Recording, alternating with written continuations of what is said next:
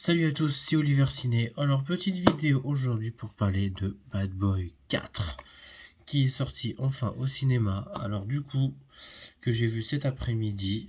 Donc, franchement, ouais, très bonne séance. On n'était pas nombreux. En tout cas, on n'était vraiment pas nombreux. À peine une dizaine dans la salle. Je l'ai vu en Dolby Atmos. Donc, franchement, au niveau du son, rien à dire. C'est vraiment top. Il n'y a rien à dire. Donc franchement, c'est vraiment bien. Je suis très content. Donc, forcément, le quatrième film de Bad Boy, hein, on retrouve forcément nos deux mystérieux gaillards, hein, Martin Lawrence et Will Smith, Marcus et Mike. Donc les deux premiers Bad Boy, franchement, c'est vrai qu'il n'y a pas à dire, hein, les deux premiers qui étaient réalisés par Michael Bay, du coup. Et puis, franchement, depuis 95 et 2003, il s'en est passé aussi des choses, donc depuis qu'il y ait eu Bad Boy 3.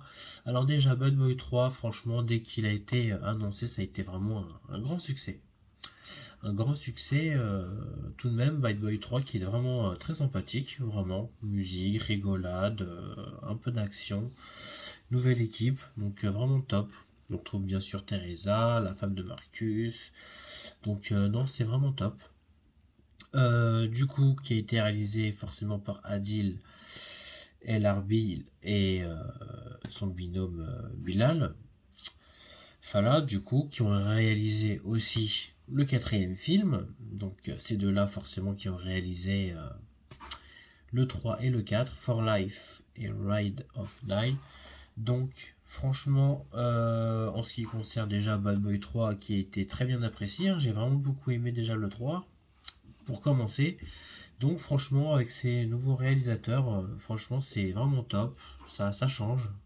Voilà, au niveau rigolade, donc on est franchement un Marcus toujours olympique, je trouve. Donc franchement, ça fait très plaisir de le revoir avec Will Smith, tous les deux, à se chamailler, combattre, les armes à feu. Donc franchement, c'est le capitaine, Ward, forcément aussi, qu'on, qui est là forcément dans le 3, qui a été forcément tué dans le 3 par ce nouveau venu Armando Aretas, hein, qui est présumé forcément le fils de Mike Will Smith.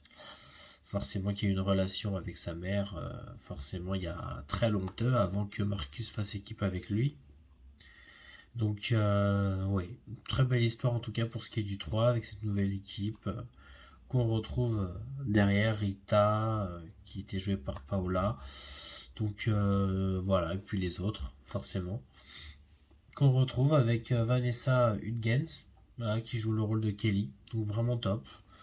Donc vraiment top. Le 3 déjà, il est très assez badass. Donc vraiment très bien. Ensuite, on va parler forcément du numéro 4, vraiment. Que j'ai vu au cinéma il y a même pas 3 heures de cela.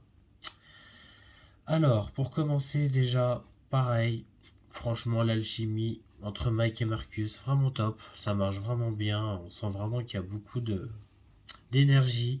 J'ai vraiment trouvé ça bien que franchement, à l'heure d'aujourd'hui, franchement, de ce temps-là, qu'ils refassent franchement un Bad Boy, ça fait vraiment du bien. On voit qu'ils ont pris beaucoup de plaisir à faire ce film, de plaisanterie, rester sérieux.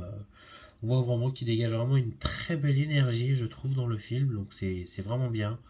Vraiment, c'est très positif. Que même beaucoup de gens ont adoré. Donc il n'y a rien à dire, hein. Franchement, ces deux-là. Toujours Marcus un peu plus cool, je trouve, par rapport aux deux premiers films. Dans le 3 et dans le 4, bon, un peu énervé, un peu colérique des fois, mais qui est très détente, forcément. Vu que dans le 3, forcément, il voulait plus faire équipe et qui prend sa retraite à cause de Mike forcément qui s'est fait tirer dessus. Donc forcément un Marcus un peu plus détente et puis forcément un Mike toujours voilà aussi badass, toujours qui veut de l'action, qui veut toujours tout faire, etc. Donc non vraiment top. Franchement côté humour c'est vraiment génial le 4, franchement j'ai beaucoup rigolé. Pas mal de gens ont dit que forcément le 3 était plus rigolo que le 4 et que les scènes d'action de ce quatrième film est meilleur que le 3. Donc pour ma part, si je devais franchement choisir entre le 3 et le 4, je pense que je choisirais forcément le 4. Ride of Die, franchement, de préférence par rapport au 3. Je pense que le 4, il est mieux réussi. Déjà, déjà forcément dans le 3, voilà, après plusieurs années, après le deuxième film en 2003 de Michael Bay, voilà, il y a eu du temps qui se sont passés, donc forcément, il fallait bien qu'ils se remettent dans le bain, dans leur rôle, donc c'était peut-être pas forcément une chose facile pour eux, dans le troisième film, donc on voit que dans le 4, 3 ans après, parce que forcément 4 ans après, vu qu'il est sorti en 2020, le 3, forcément 4 ans après, ils étaient beaucoup plus stables pour ce quatrième film, donc je trouve le quatrième film mieux fait que le 3. Donc franchement, il n'y a rien à dire. On retrouve toute l'équipe du troisième film, Vanessa, Rita, voilà, Frankie Lee, Rita, qu'on retrouve, plus grand gaillard, je sais plus vraiment comment il s'appelle. On voit aussi Khaled, qui joue une petite scène dedans comme dans le 3 aussi, qu'il a fait une toute petite apparition dans le 3. Kaby, voilà, Kaby qu'on revoit quelques secondes dans le film, comme ça, comme d'habitude, qui était vraiment un plaisir de le voir comme ça. C'était vraiment très sympa.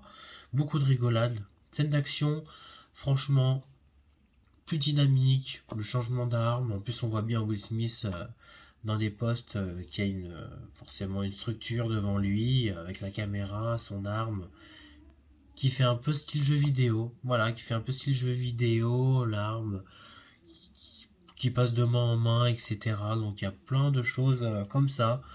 Donc franchement, on retrouve vraiment une belle énergie au niveau des scènes d'action, drone, explosion, l'avion qui... Voilà, donc je vais pas tout vous spoiler le quatrième film, mais la scène d'action, franchement, du 4 est meilleure que le 3, largement. Avec forcément quelques petits graphiques, voilà, un peu pas top, forcément, il y a des points négatifs aussi. Donc il y a des moments où c'est vraiment un peu bof bof. Ce qui est un peu dérangeant aussi, c'est souvent aussi les petits cuts, du coup qu'on voit avec le coucher de soleil, etc. Que telle personne bavarde, il discute, il parle, il y a du dialogue, et puis après il y a le gros plan de la ville, etc. Avec un coucher de soleil, un lever du jour. Donc des fois il y a peut-être un petit manque de précision au niveau du temps dans le film, du jour, de l'heure. Donc voilà, qui est un peu bizarre, mais pas dérangeant. En tout cas, scène d'action vraiment bien fait, rythmé. Ça a été travaillé, franchement, c'est vraiment bien. Quel plaisir de les revoir, vraiment. Donc pareil, avec ces deux réalisateurs qui ont fait le 3 et le 4, franchement, rien à dire. C'est le 3 et le 4 ensemble. Ça fait deux beaux films, voilà. Les deux premiers sont très très bien. Il n'y a rien à dire. Ils ont leur petit truc à eux, de jeunesse. Et puis, un temps un peu plus vieux, forcément maintenant, qui marchent tout aussi bien, qui sont toujours aussi dynamiques, avec une très belle équipe. Ce petit Armando Aretas qu'on voit dans le troisième film, qu'il a dans le 4, qui est beaucoup plus hargneux, féroce, dynamique aussi. Franchement, il n'y a rien à dire. Ça faisait vraiment un petit plaisir de le revoir, vraiment. Et je l'ai plus préféré forcément dans ce quatrième film que dans le troisième. Parce que forcément, il essaie de recoller un peu les morceaux avec son père Mike, forcément. Donc ça parle, ça discute. Voilà. Donc il se rapproche plus dans le 4, forcément. Vu que dans le 3, il devait le tuer de base, donc c'est un peu normal. On retrouve forcément la fille de Howard, du shérif forcément, plus sa fille à elle, sa petite fille de Howard, du coup le chef qui a été tué dans le troisième film, qui est là, voilà, petit spoil, voilà, en tout cas on voit bien la petite fille de Howard, donc franchement, top, vraiment top, elle joue très très bien, rien à dire. Donc franchement, pour ce qui est du casting, vraiment génial, il n'y a rien à dire, scène d'action vraiment top. Les rigolades, franchement, c'est top. Reggie, alors lui, qu'on voit depuis le deuxième film, quand il a toqué à sa porte, forcément, et qu'il voulait tout faire pour sortir Megan, hein, que tout le monde connaît. forcément. Donc, franchement, Reggie dans le 3, voilà, il s'est marié avec la fille de Marcus, ça s'est bien passé, ça va, voilà. Un marine, c'est un bon marine euh, qui fait une scène d'action incroyable pour ce quatrième film. Vraiment, ce dernier Bad Boy, oh, la petite scène d'action qui doit protéger forcément sa famille dans la maison, hein, puisque ce grand méchant Bunker qui est joué par Eric Dan, qui joue forcément Sloane dans la série Grey's Anatomy. Voilà, Sloane, qui a eu un petit forcément un petit petite colérique, une petite colère avec forcément Patrick Dempsey, hein. Derek forcément à cause de sa femme. Bon, si vous connaissez Grey's Anatomy, l'histoire, voilà. Donc franchement, ce Bunker qui fait vraiment un très bon antagoniste, vraiment, vraiment bien. Parce que bon, il est grand, barbu, il a de la carrure, il est fort. Donc forcément, il est assez imposant en taille aussi. Donc je trouve que ça marche. Il n'est pas extraordinaire, mais c'est suffisant pour un film Bad Boy. Voilà, c'est un film Bad Boy que j'aime bien voir, qu'on débranche son cerveau, qu'on regarde le film, point. Donc c'est un très bon méchant, tout de même. Mais voilà, il en fait pas trop non plus, il est plutôt bon. Dommage qu'il meure un peu facilement à la fin. J'aurais préféré un combat, peut-être un main nue, je sais pas, autre chose à la fin du film. Mais en tout cas, un très bon méchant. Bon, vous doutez bien qu'il va forcément mourir, hein. Mais voilà. En tout cas, excellent, hein, pour ce Binker, hein, Eric Dan qui joue vraiment extrêmement bien. Reggie, comme je vous ai dit juste avant, franchement, cette petite scène d'action où il doit protéger forcément sa famille avec une arme et tuer 15 mecs quoi, dans la maison de Marcus, hein, dans leur maison. Franchement, j'ai jamais vu une scène aussi incroyable. Surtout de Richie, lui, quoi. Mais vu que c'est un marine, faut aller s'y attendre. Mais franchement, très surprenant. Quand on regarde Bad Boy 2 et 3, on voit Richie vraiment un vieux gars complètement à la ramasse. Mais là, cette scène qu'il nous a fait dans ce quatrième film, elle est géniale. Donc vraiment top. Vraiment pour ce qui est de la façon chorégraphique, filmée, les scènes, franchement, il n'y a rien à dire. Très bien fait. Donc des inconvénients, des points positifs. Donc pour moi, ce quatrième film est vraiment réussi. Si je dois donner franchement un ordre, en vrai, du premier jusqu'au quatrième, de préférence, bon, c'est assez difficile. Parce que les deux premiers films et les deux derniers, le 3 et le 4, forcément, ils sont différents. Le 3 et le 4, pareil, même délire, même scène d'action, même Porsche, même photographie, l'image, la couleur, la colorimétrie, tout est pareil. Et pareil pour les deux premiers films. Donc forcément une grosse différence. Donc c'est assez difficile de... Voilà. En tout cas j'ai plus préféré le 4 que le 3.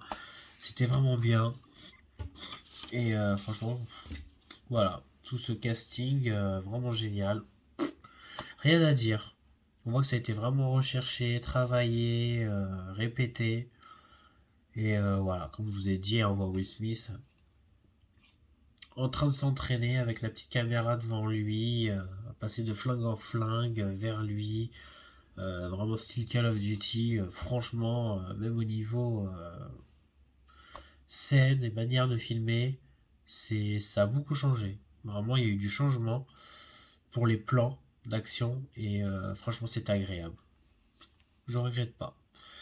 Donc voilà pour cette critique de Bad Boy 4, même si je vous ai spoilé, désolé, une petite partie en tout cas, je vous ai pas tout spoilé, mais bon. Voilà, bon maintenant, je suis très content de l'avoir vu, encore désolé si j'en ai trop dit pour vous. C'est tout ce que j'ai à dire pour le film. Pour ce qui est du 3, en vrai, pour ce qui est du 3, je mettrai sur 10 une note de 8, 7,5, 8 sur 10. En ce qui concerne pour le 4e film, je mets vraiment une note de 9 sur 10. Ouais, facile. Ouais. Avec un petit crocodile qu'on voit dans la bande-annonce, hein, évidemment, qui est très intéressant dans le film pour cette finale, donc beaucoup aimé. C'est vraiment un Bad Boy 4 qui déchire et franchement c'était vraiment très plaisant de retrouver ça avec Mike et Marcus, vraiment top. Quelle alchimie ces deux-là, ils nous ont fait vraiment baver. Et franchement Bad Boy, que dire de plus, c'est ça. Bad boys. Bon, je vais pas vous dire toute la chanson non plus. En tout cas, merci d'avoir vu toute ma vidéo, d'être resté jusqu'à la fin. Si vous avez des questions, n'hésitez pas à mettre les en commentaire. Et je vous dis à très bientôt. N'oubliez pas de vous abonner surtout.